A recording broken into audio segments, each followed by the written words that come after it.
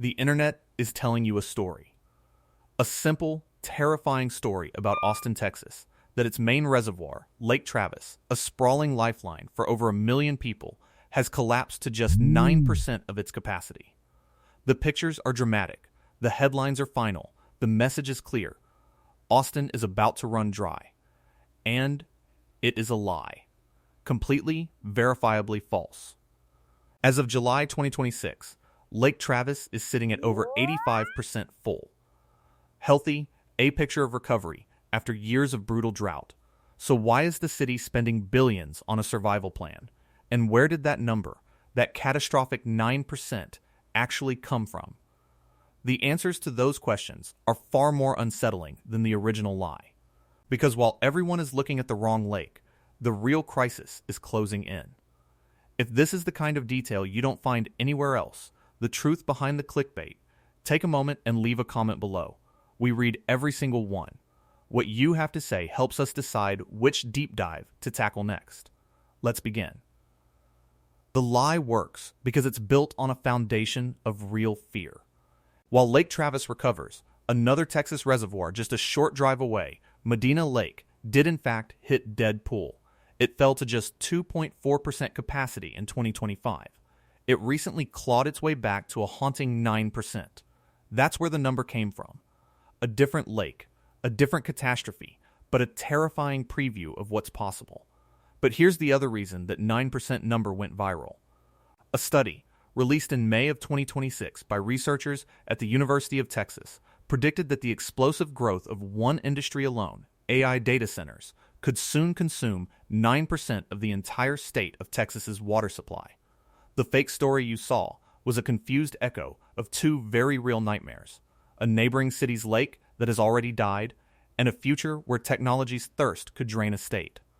And if you want to make sure you never miss the real story, you need to subscribe. An unbelievable number of people who value these documentaries watch every week but aren't subscribed. Hitting that button is the single most important way to ensure we can keep digging this deep. It's an emergency for us, and it takes 1 second for you. Austin, Texas, was never designed for this kind of pressure. It sits directly in the heart of a geographic anomaly known as Flash Flood Alley, a place where the weather doesn't just change, it attacks. The hydrology of Central Texas is a story of violent extremes, of biblical deluge and apocalyptic drought. There is no gentle middle ground. On December 25, 1991, after a series of relentless storms, Lake Travis crested at 710.44 feet above mean sea level. A historic flood, the highest the lake has ever been, so high it threatened the structural integrity of the very dam that created it. 40 years earlier, on August 14, 1951, the lake hit its lowest point in recorded history, 614,018 feet, a staggering 96 feet lower than the 1991 peak, a geological scar carved by the sun. Lake Travis is not a calm, predictable reservoir. It is a volatile bank account subject to massive, unpredictable swings, a boom and bust cycle written into the landscape itself. And the city of Austin built its entire future on the hope that the account would never go to zero. The Mansfield Dam, the concrete behemoth that holds back the Colorado River to form Lake Travis, was completed in 1942. Its primary purpose was not water supply, it was flood control. It was built to tame a river that had a history of wiping out entire sections of the capital city. Drinking water was an important, but secondary, benefit. The engineers of the 1930s were fighting the last war. They were trying to stop the water from killing them. They were not planning for a future where the water itself would simply disappear. And for decades, their design worked. The lake ebbed and flowed, but it always held. It always provided. Then, the 21st century arrived. The cycle of drought grew longer, hotter, more unforgiving. The periods of recovery grew shorter and less reliable. During the worst of these dry spells, in 2013 and again in 2023, the lake began to reveal its own secrets. The water receded, not by inches, but by dozens of feet, and a ghost town emerged from the depths. The original concrete plant, the industrial heart of the Mansfield Dam project from the 1930s, a skeletal ruin of silos and gantries perfectly preserved in the cold, dark water for generations. Now sitting exposed on a cracked, dry lake bed, it was a haunting spectacle, a monument to the men who built the lake, suddenly visible because the lake they built was vanishing. Nearby, another local landmark reappeared, a landmass so famous for its appearances during droughts that locals gave it a name, sometimes island. When the lake is full, it's a tree-covered hilltop submerged beneath the surface. When the drought hits, it becomes a peninsula, then an island, a dusty testament to how much water is missing. These aren't just curiosities, they are depth gauges. Visual warnings of a system under a level of stress its creators never foresaw. The lake was showing what it looked like when it was broken. And in 2012, one community learned what happens when the breaking point finally arrives. Spicewood Beach is a small community of about 1,100 people on the southern shore of Lake Travis. Their water came from a simple intake pipe, drawing directly from an arm of the lake. On January 30th, 2012, during the peak of another devastating drought, that pipe started sucking air. The lake had dropped so low that the community's water supply was physically disconnected from the reservoir. The taps ran dry, not restrictions, not a boil water notice. Nothing. Spicewood Beach became the first town in Texas to have its water system fail completely due to drought. The state declared an emergency. For months, the only water those 1,100 residents had was trucked in, day after day, by the government. It was a small-scale dress rehearsal for a city-wide catastrophe, a preview of what happens when the engineering of the past collides with the climate of the present. A single intake pipe, a single community, a single point of failure. And Austin was watching. The city's leaders understood the warning. Spicewood Beach was not an anomaly. It was a harbinger. If a tiny community could run dry, what would stop a city of 1 million people from suffering the same fate? What was the plan for a drought that didn't just expose old concrete plants, but emptied the lake itself? The uncomfortable truth is that while the city thought about defense, it was simultaneously fueling the attack. Austin was transforming. The quiet, weird college town of the 20th century was becoming a global technology hub. It started slowly, then accelerated into a frenzy. Then came the semiconductor fabs, the sprawling corporate campuses, the high-rise condos that redrew the skyline month after month.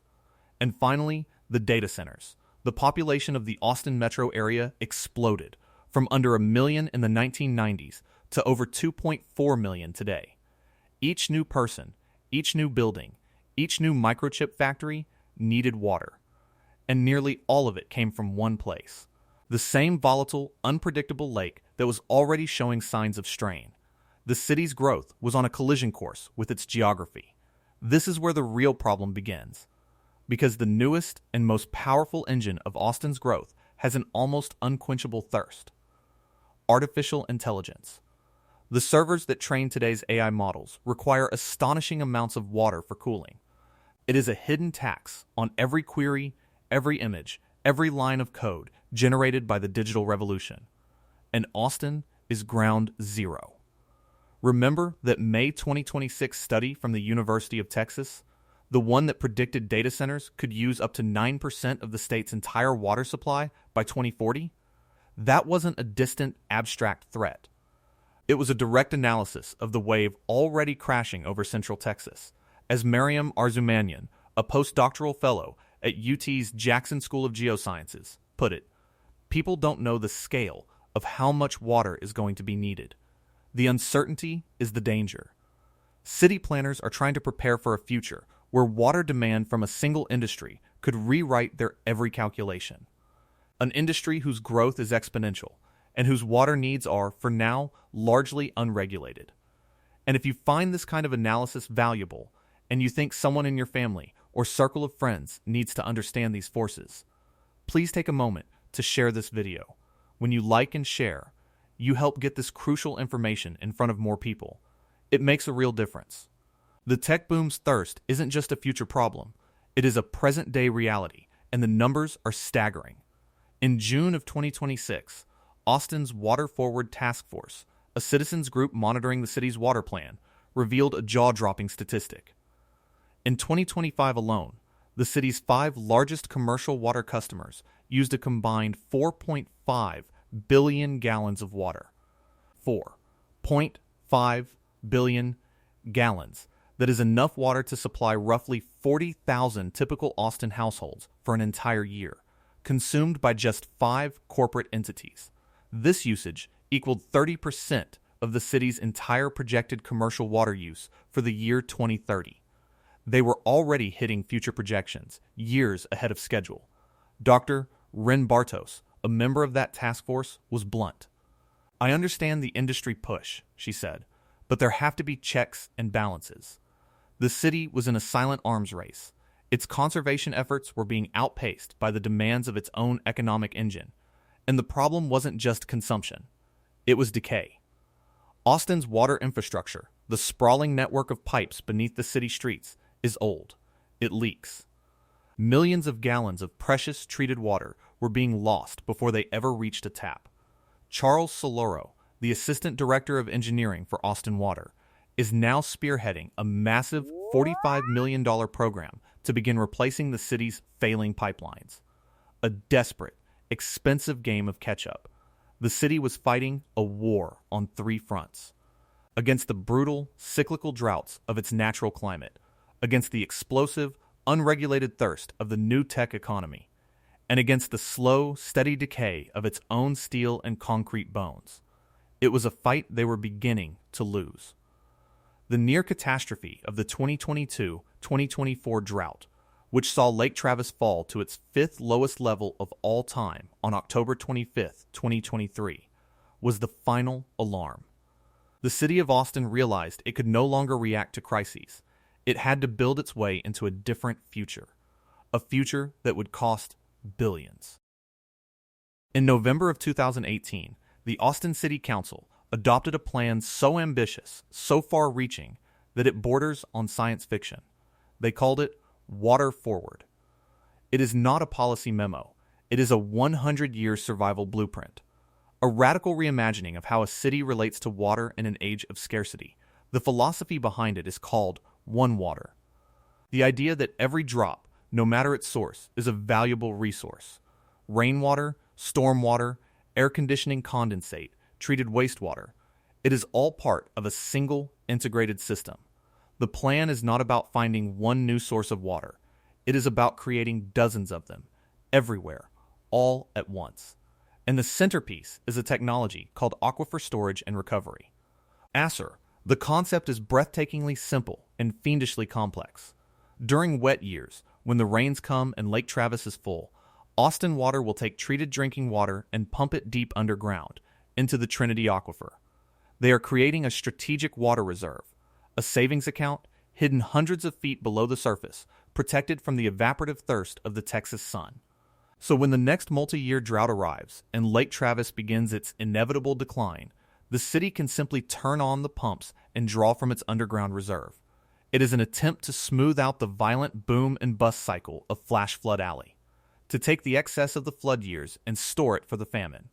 In May of 2026, the City Council approved a $7 million contract to begin the field testing, to drill the wells, test the geology, and turn the theory into a functioning system. This is not a proposal. It is happening right now. But ASR is only one piece of the puzzle.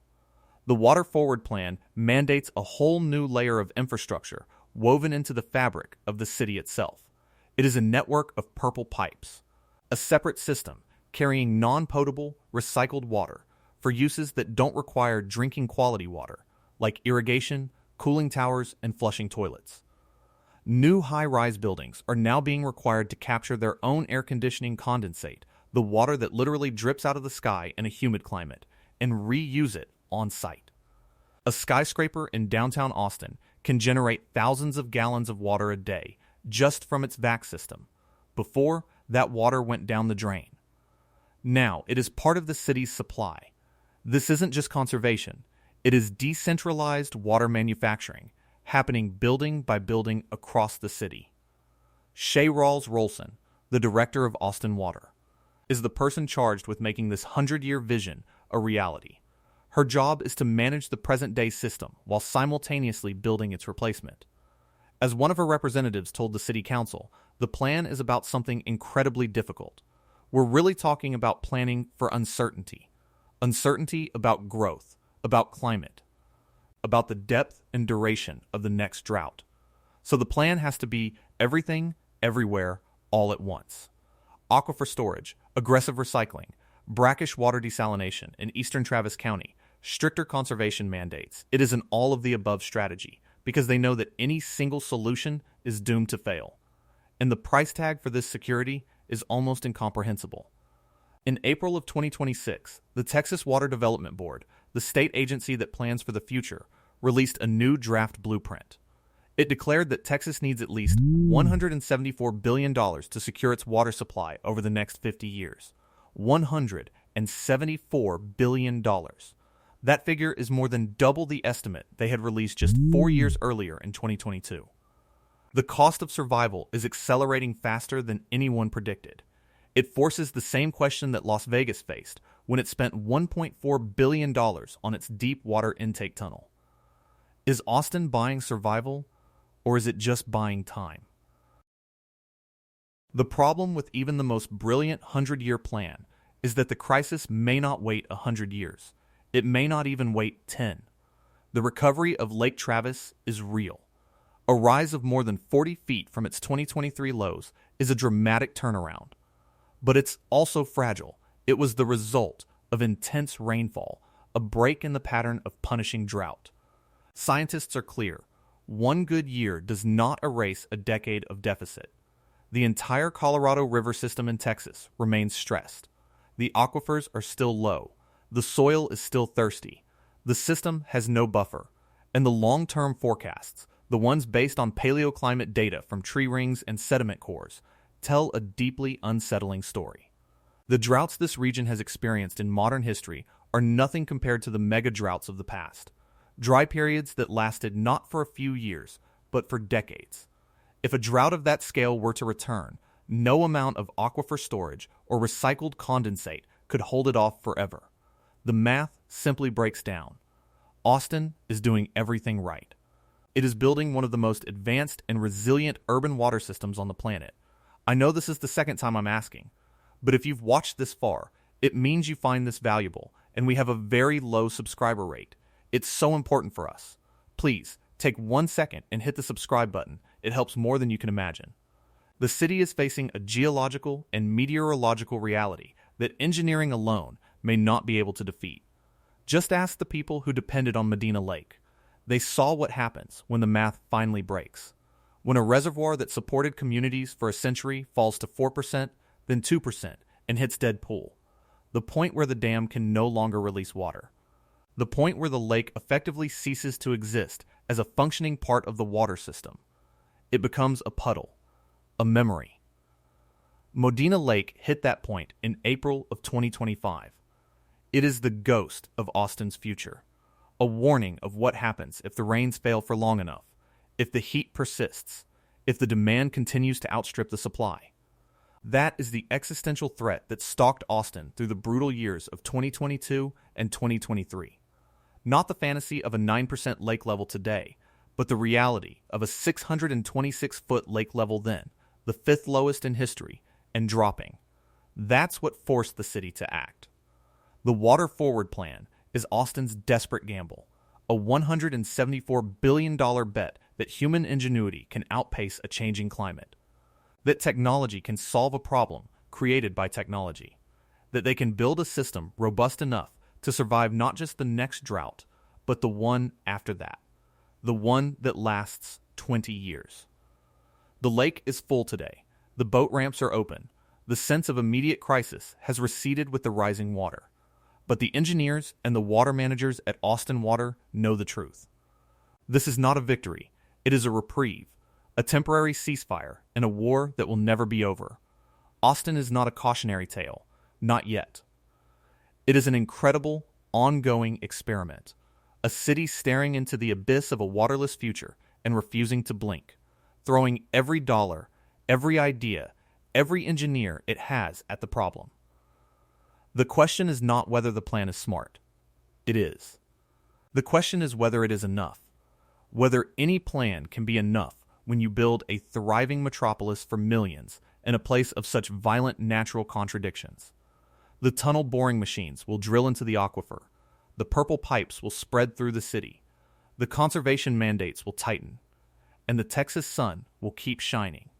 Somewhere, deep beneath the recovered surface of Lake Travis, the ruins of that old concrete plant are waiting. A ghost of the past